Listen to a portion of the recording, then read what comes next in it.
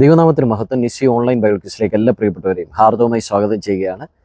നമ്മുടെ Bible quiz ഈ ചാനലിലേക്ക് തുടങ്ങിയതിന് ശേഷം പല പ്രിയപ്പെട്ടവർക്കും നിബന്ധനകൾ അറിയില്ല എന്ന് തോന്നുന്നു. അവർക്ക് വേണ്ടി ഞാൻ നിബന്ധനകളൊന്ന് പറയാം. ആഴ്ചയിൽ 3 ദിവസമാണ് നമ്മുടെ ബൈബിൾ ക്വിസ് ഉള്ളത്. അതായത് തിങ്കൾ, ബുധൻ, വെള്ളി, ഈ 3 ദിവസമാണ് നമ്മുടെ ബൈബിൾ ക്വിസ് ഉള്ളത്. അതുപോലെ തന്നെ എല്ലാ ചോദ്യങ്ങൾക്കും ഒരുമിച്ച് ഉത്തരം അയക്കുക. നമ്മൾ ചോദിക്കുന്ന ചോദ്യത്തിൻ്റെ ആ വീഡിയോയ്ക്ക് താഴെ തന്നെ നിങ്ങൾ കമൻറ്റ് ചെയ്താൽ മതിയാകും. എല്ലാ ചോദ്യങ്ങൾക്കും റെഫറൻസ് ആവശ്യമാണ്. അതുപോലെ ഉത്തരം അയക്കുവാനുള്ള സമയമെന്ന് പറയുന്നത് തിങ്കളാഴ്ച 5 മണിക്ക് നമ്മൾ ചോദ്യം ചോദിക്കുകയാണെങ്കിൽ ചൊവ്വാഴ്ച 5 മണി വരെ ആയിരിക്കും ആ ചോദ്യത്തിൻ്റെ ഉത്തരങ്ങൾ അയക്കുവാനുള്ള സമയം.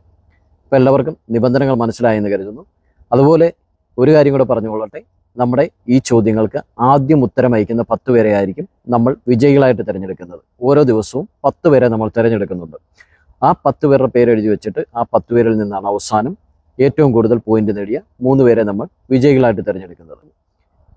എല്ലാവർക്കും നിബന്ധനകൾ മനസ്സിലായെന്ന് കരുതുന്നു. വേഗത്തിൽ തന്നെ നമ്മുടെ ചോദ്യങ്ങളിലേക്ക് പോകാം. നമ്മുടെ കഴിഞ്ഞ ദിവസത്തെ ചോദ്യങ്ങൾ 1 രാജാക്കന്മാരുടെ പുസ്തകത്തിൽ നിന്നായിരുന്നു. 1 രാജാക്കന്മാരുടെ പുസ്തകത്തിൽ നിന്നുള്ള ആദ്യത്തെ ചോദ്യം ഇതായിരുന്നു: രാജാവായ യൊരോബെയാം ഇസ്രയേലിൽ സ്ഥാപിച്ച 2 ആരാധനാലയങ്ങൾ ഏതൊക്കെയാണ്? ഉത്തരം ഇതാണ്. ആദ്യത്തേത് ബഥേൽ, രണ്ടാമത്തേത് ദാൻ. 1 രാജാക്കന്മാർ 12-ന്റെ 27-ഉം 29-ഉം വാക്യങ്ങൾ. രണ്ടാമത്തെ ചോദ്യം ഇതായിരുന്നു: ആഹാബിൻ്റെ കാഴ്ചയിൽ ഏലിയാവ് ആരായിരുന്നു? ഉത്തരം ഇതാണ്. ഇസ്രയേലിനെ കഷ്ടപ്പെടുത്തുന്നവൻ. 1 രാജാക്കന്മാർ 18-ന്റെ 17. നമ്മുടെ മൂന്നാമത്തെ ചോദ്യം ഇതായിരുന്നു: ഏലിയാവിന് ആഹാരം കൊണ്ടു കൊടുത്തയാൾ ആരാണ്? ഞാൻ ചോദ്യം ചോദിക്കുമ്പോൾ പ്രത്യേകം നിങ്ങൾക്ക് മനസ്സിലാവുവാൻ തക്കവണ്ണം ആൾ എന്ന് എടുത്തു പറയുന്നുണ്ടായിരുന്നു. ഈ വീഡിയോ ഒന്ന് കണ്ടു നോക്കൂ. ഏലിയാവിന് ആഹാരം കൊണ്ടു കൊടുത്ത ആൾ ആരാണ്? പല പ്രിയപ്പെട്ടവരും സാരഫാത്തിലെ വിധവയെന്ന് എഴുതുകയുണ്ടായി. വിധവയോട് ഏലിയാവ് അങ്ങോട്ട് ചെന്ന് ആഹാരം ചോദിക്കുകയായിരുന്നു. അപ്പോൾ ചോദ്യം കേട്ടതിൻ്റെ മിസ്റ്റേക്കാണ്. ചോദ്യം ശ്രദ്ധിച്ച പല പ്രിയപ്പെട്ടവരും ശരിയുത്തരം അയച്ചിട്ടുണ്ട്. ഇതിൻ്റെ ശരിയുത്തരം വരുന്നത് ദൂതൻ, 1 രാജാക്കന്മാർ 19-ന്റെ 5, 6 വാക്യങ്ങൾ. നാലാമത്തെ ചോദ്യം ഇതായിരുന്നു: ബാലിൻ്റെ പ്രവാചകന്മാർ എല്ലാ ദിവസവും ചെയ്യുന്ന പ്രവൃത്തി എന്താണ്?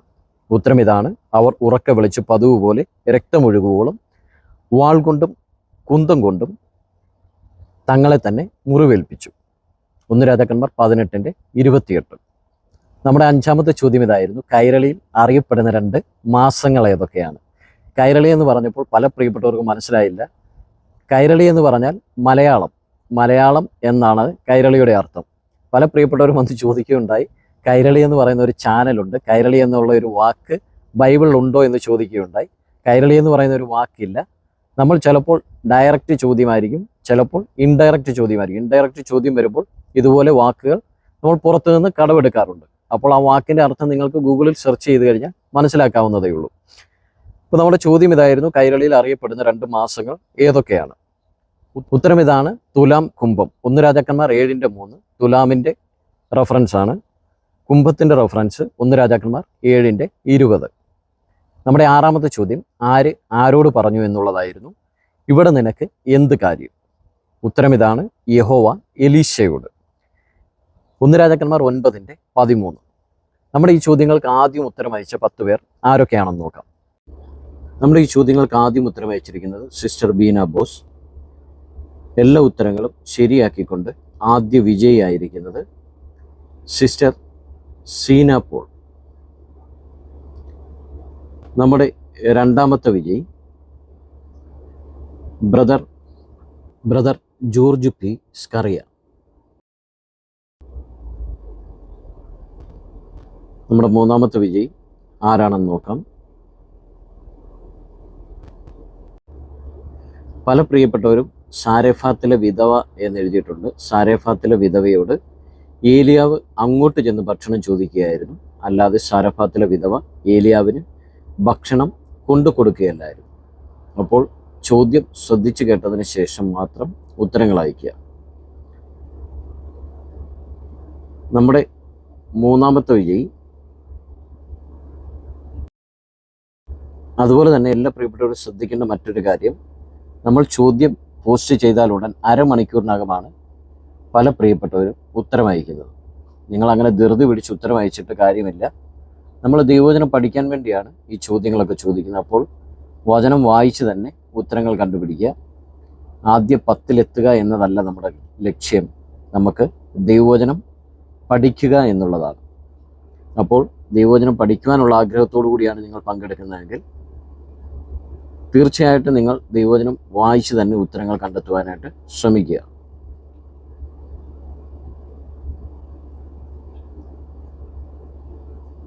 നമ്മുടെ മൂന്നാമത്തെ വിജയി സിസ്റ്റർ ശാന്തി SR.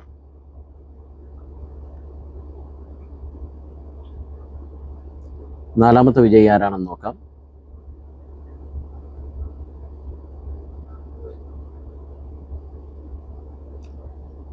എല്ലാവരുടെയും 5-ാമത്തെയൊക്കെയാണ് തെറ്റിയത്. എല്ലാവരും എബ്രായ മാസങ്ങളാണ് എഴുതിയിരിക്കുന്നത്.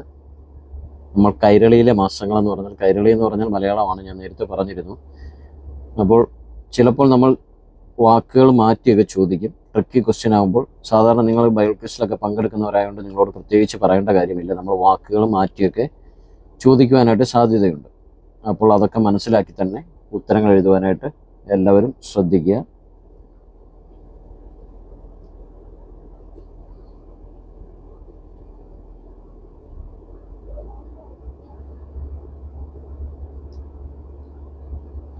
നമ്മുടെ അടുത്ത വിജയി ആരാണെന്ന് നോക്കാം.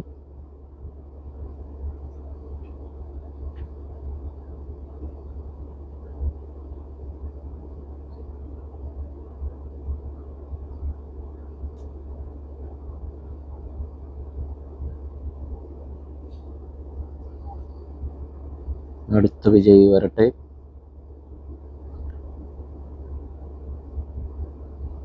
നമ്മുടെ അടുത്ത വിജയി ഇതുവരെയും വന്നിട്ടില്ല. പല പ്രിയപ്പെട്ടവരുടെ ഒരു ഉത്തരവൊക്കെയാണ് തെറ്റിയത്. നിങ്ങളൊന്ന് ശ്രദ്ധിച്ചു കഴിഞ്ഞാൽ തീർച്ചയായിട്ടും നിങ്ങൾക്ക് എല്ലാ ചോദ്യങ്ങൾക്കും ശരി ഉത്തരം അയക്കുവാനായിട്ട് സാധിക്കും. നമ്മുടെ അടുത്ത വിജയി സിസ്റ്റർ ലിജിമോൾ കെച്ചാണ്ടി.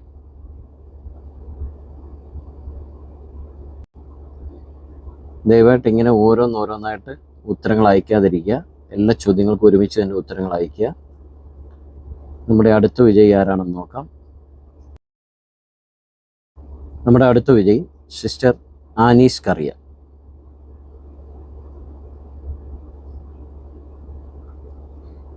ഇനി നമുക്ക് ഒരു വിജയി കൂടിയുണ്ട്. അതാരാണെന്ന് നോക്കാം. ഈ ഉത്തരം അയച്ചിരിക്കുന്നത് ബ്രദർ വിജയൻ KC. മറ്റൊരാൾ ഡൗട്ട് ചോദിച്ച ആ കമൻറ്റിന് താഴെ ടാഗ് ചെയ്താണ് ഈ ഉത്തരം അയച്ചിരിക്കുന്നത്. ദയവായിട്ട് അങ്ങനെ അയക്കരുത്. നിങ്ങൾ ഈ വീഡിയോയ്ക്ക് താഴെ തന്നെ കമൻറ്റ് ചെയ്യുക. മറ്റൊരു കമൻറ്റിന് താഴെ കമൻറ്റ് ചെയ്താൽ ആ കമൻറ്റ് അപ്രൂവ് കൊടുക്കുമ്പോൾ നിങ്ങളുടെ ഉത്തരവും പബ്ലിക് ആവും. ആ കാര്യം ശ്രദ്ധിക്കുക. നമ്മുടെ വിജയികളെ എല്ലാവരും കണ്ടല്ലോ. നമ്മുടെ ഇന്നത്തെ ചോദ്യങ്ങളിലേക്ക് പോകാം. ചോദ്യം ചോദിക്കുന്നതിന് മുൻപ് ഒരു കാര്യം പറഞ്ഞുകൊള്ളട്ടെ. നമ്മുടെ ചോദ്യങ്ങളെന്ന് പറയുന്നത് ഡയറക്റ്റ് ചോദ്യം കാണും, ഇൻഡയറക്റ്റ് ചോദ്യം കാണും, ആരോട് പറഞ്ഞു, ചേരുമ്പടി ചേർക്കുക, ഇങ്ങനെ പല വിധത്തിലായിരിക്കും നമ്മുടെ ചോദ്യങ്ങൾ ചോദിക്കുന്നത്. ട്രിക്കി ചോദ്യം ചോദിക്കുമ്പോൾ പലപ്പോഴും നമ്മൾ വാക്കുകൾ മാറ്റി ചോദിക്കാറുണ്ട്. അത് നിങ്ങൾ മനസ്സിലാക്കി ഉത്തരം കണ്ടെത്തുവാനായിട്ട് ശ്രമിക്കുക. വേഗത്തിൽ തന്നെ നമുക്ക് നമ്മുടെ ഇന്നത്തെ ചോദ്യത്തിലേക്ക് പോകാം. നമ്മുടെ ഇന്നത്തെ ചോദ്യം 2 രാജാക്കന്മാരുടെ പുസ്തകത്തിൽ നിന്നാണ്. നമ്മുടെ ആദ്യത്തെ ചോദ്യം ഇതാണ്: യേഹൂവിനെ ഇസ്രായേലിൻ്റെ രാജാവായിട്ട് അഭിഷേകം ചെയ്തത് ആരാണ്? ചോദ്യം ഒരിക്കൽ കൂടി ആവർത്തിക്കാം. യേഹൂവിനെ ഇസ്രായേലിൻ്റെ രാജാവായി അഭിഷേകം ചെയ്തത് ആരാണ്? രണ്ടാമത്തെ ചോദ്യം ഇതാണ്: ശാപം മൂലം കീറിപ്പോയത് എന്താണ്? ചോദ്യം ഒരിക്കൽ കൂടി: ശാപം മൂലം കീറിപ്പോയത് എന്താണ്? മൂന്നാമത്തെ ചോദ്യം ഇതാണ്: ഹോശേയ കപ്പം കൊടുത്തത് ആർക്കാണ്? ചോദ്യം ഒരിക്കൽ കൂടി: ഹോശേയ കപ്പം കൊടുത്തത് ആർക്കാണ്? നാലാമത്തെ ചോദ്യം ഇതാണ്: ദൈവാലയത്തിൽ കൊണ്ടുവരാത്തത് എന്താണ്? ചോദ്യം ഒരിക്കൽ കൂടി: ദൈവാലയത്തിൽ കൊണ്ടുവരാത്തത് എന്താണ്? അഞ്ചാമത്തെ ചോദ്യം ഇതാണ്: യേഹു ശ്രദ്ധിക്കാതിരുന്ന ഒരു കാര്യം എന്താണ്? ചോദ്യം ഒരിക്കൽ കൂടി: യേഹു ശ്രദ്ധിക്കാതിരുന്ന ഒരു കാര്യം എന്താണ്? ആറാമത്തെ ചോദ്യം ഒരു ട്രിക്കി ചോദ്യമാണ്, ശ്രദ്ധിച്ചു കേൾക്കുക. 6 അക്ഷര വാക്ക്. 1ഉം 2ഉം അക്ഷരങ്ങൾ ചേർന്നാൽ ഒരു ശരീരഭാഗത്തോട് ചേർത്ത് പറയാറുണ്ട്. 2, 3 അക്ഷരങ്ങൾ ചേർന്നാൽ ജലസ്രോതസ്സിൽ കാണുന്ന ഒരു പ്രതിഭാസം. 4ഉം 6ഉം ചേർന്നാൽ ചില ജീവികളിൽ ഇത് കാണാം. 4ഉം 5ഉം 6ഉം ചേർന്നാൽ ദിവസവും നമ്മൾ സഞ്ചരിക്കാറുള്ള ഒരിടം. ചോദ്യം ഒരിക്കൽ കൂടി ആവർത്തിക്കാം.